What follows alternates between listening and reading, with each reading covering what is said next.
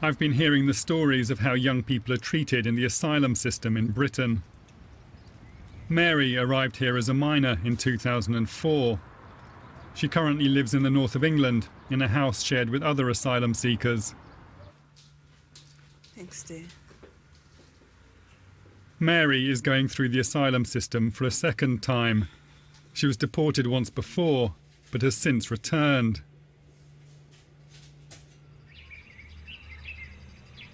She grew up in a middle-class family in a small town in rural Uganda. I had a very good childhood. Me and my brother, my elder brother. It was a happy family. Her father was a businessman who it's believed was assisting anti-government forces. Aged 16, Mary's life fell apart when soldiers arrived at her home late one night. When we got to the hallway, we heard my mom scream. So we kept coming. When we got to the living room, there were loads of men, about 6, in the living room. And my dad was all stabbed on the floor and all bleeding. And my brother ran to go and hold him, and he was shot in the head. Okay.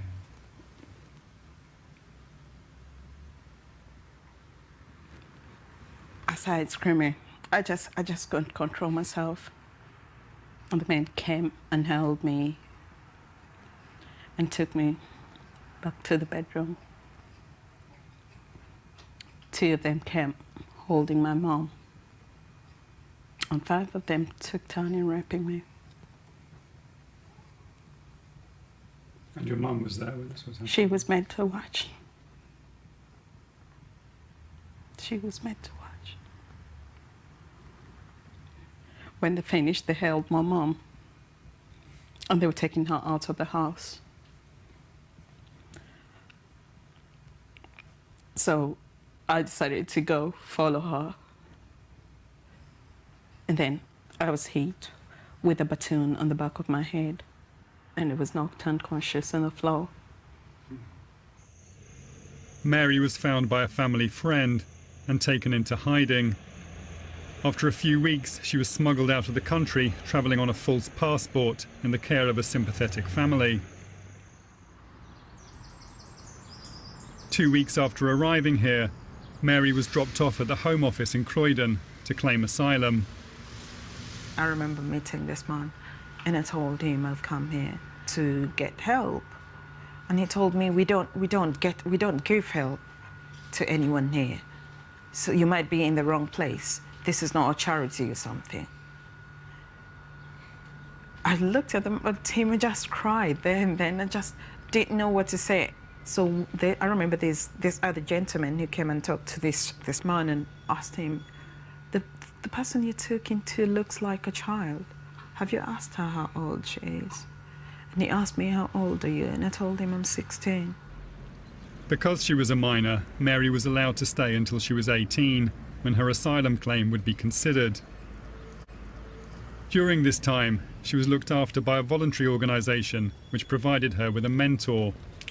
Marilyn first met Mary in 2005, when she was 17. I was asked if I would help a young asylum seeker. One of the workers said that she was a very quiet young lady who never sort of talked.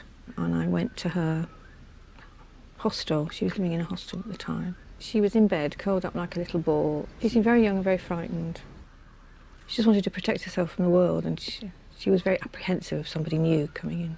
As you developed a relationship with her, did she begin talking to you more about what had happened to her? She didn't really talk about what had happened to her. She talked about her family, the fact that her father and her brother were dead. I didn't really know how. I didn't learn the circumstances until I read some of the court reports, which she told me to read. Which I think she didn't want to talk about it. She wanted me to read it. Right. And what was your impression when you read it? I was horrified, absolutely horrified, and thought she wouldn't have any problem at all getting acceptance. When Mary reached 18, her asylum claim was rejected. The Home Office was aware she was suffering from post-traumatic stress disorder, but still refused to believe her story. They said she was an unreliable witness and criticised her for failing to produce evidence. Over the next 3 years, there was a legal battle to keep Mary in the country. But early one day last September, UK border agency officers came for her. They put me in a van and we went to the airport. We're not humans. They don't take you through where the humans go through. We are cargo. So they take us through where they take the cargo. I refused to get out of the van. So I remember one of the gentlemen putting his knee on the bottom of my back, like trying to pull my arms. That's when they managed to put cuffs on me and instruct my feet. Like he said, the job needed to get done. And to him, that was normal. Mary was flown back to Uganda on a commercial flight surrounded by security guards. She was left at Entebbe Airport, where she used her last £20 to bribe her way past the security checks. Did you have anywhere to go to? Or? No. Nowhere whatsoever. I had to stay on the street for a week. And so where were you sleeping? On the road. This is how bad it was. And then the next thing, I had an email saying that she'd found a church and she was sleeping in the church overnight and drinking water from a well, basically living on whatever someone could give to her to eat. Mary eventually made contact with a religious charity and was taken in by a volunteer. But Ugandan security services have a fearsome reputation for pursuing anyone connected to rebels. Within weeks, they became aware Mary was in the capital. She was then arrested by the very people she had fled to Britain to escape. What do you want to tell me about your time in detention in Uganda? A lot. A lot went on down there. I was being asked for things I have no clue about. I don't think in my whole life I can ever bathe to become clean. I don't think that. Even if I was soaked in bleach, I would still stay dirty. I don't mind people saying I'm inhuman because I know I'm not human as well. Because what has happened to my body doesn't happen to human beings. It doesn't. Mary says she was imprisoned for more than 2 months before someone arranged her release. She was again smuggled out of the country and back to the UK. But this time, she had the evidence of her latest ordeal written all over her body. Numerous scars from burns and beatings she says she received when imprisoned. These pictures were taken the day after she arrived back in London. But even this has not been enough to convince the Home Office. They refused her new asylum claim, saying they did not believe she had been tortured. To support her appeal against this decision, her solicitor sent her to be assessed by the Medical Foundation for Torture Victims. Dr. Jenny Gibson is an expert in the effects of torture. My job is to take a very careful history of exactly what happened to her, and then I have to examine all her scars. I measure them all in millimetres.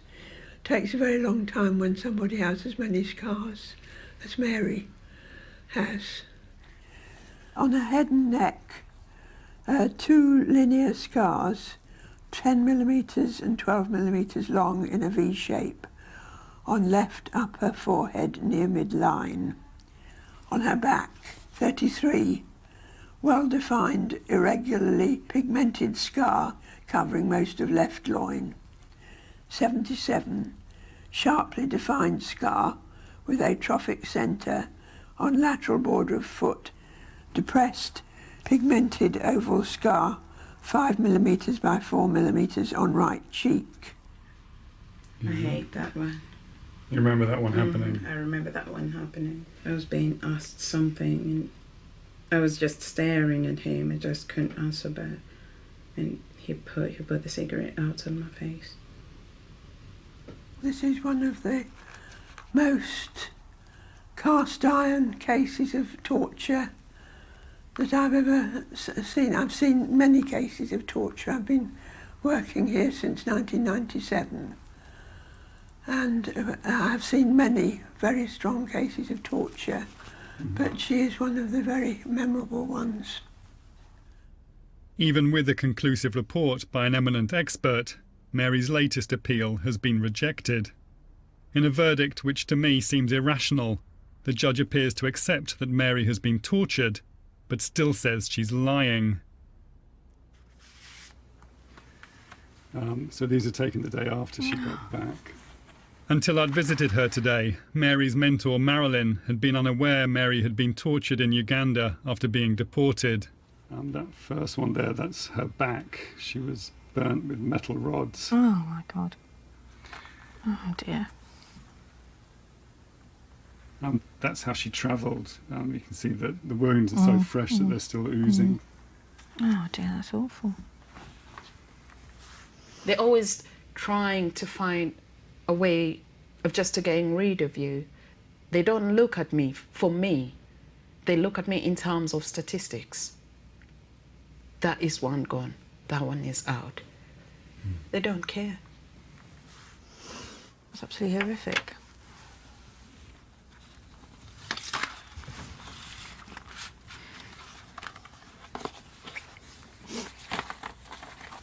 Can't say anything but horrified. Horrified. How can they think of sending her back to that? It makes you ashamed to be British.